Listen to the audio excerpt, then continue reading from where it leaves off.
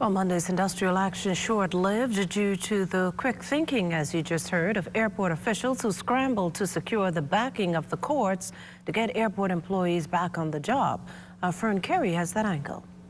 Director of Labor Robert Farquharson says the court intervention was necessary as the industrial action saw 90% of airport employees here in the capital and 70% in the Family Islands call in sick. There were about approximately 5,000 passengers scheduled to pass through the Lyndon Pennant International Airport yesterday.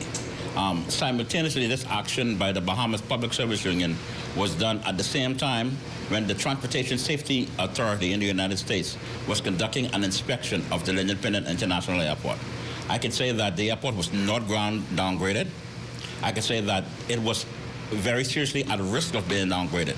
And because of the failure of a significant amount of members of the airport authority in general, but specifically the firefighters who have to be at the airport, we would have failed a number of those tests.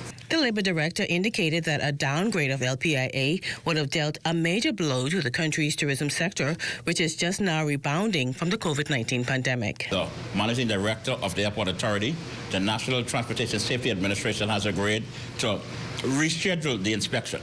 If we fail that, then the Transportation Safety Board can restrict U.S. airlines from traveling to these destinations. You can imagine, in the event we are downgraded, all of the large airlines that are carrying a significant amount of tourists that come to support our economy will not be able to land in certain airports if we are downgraded.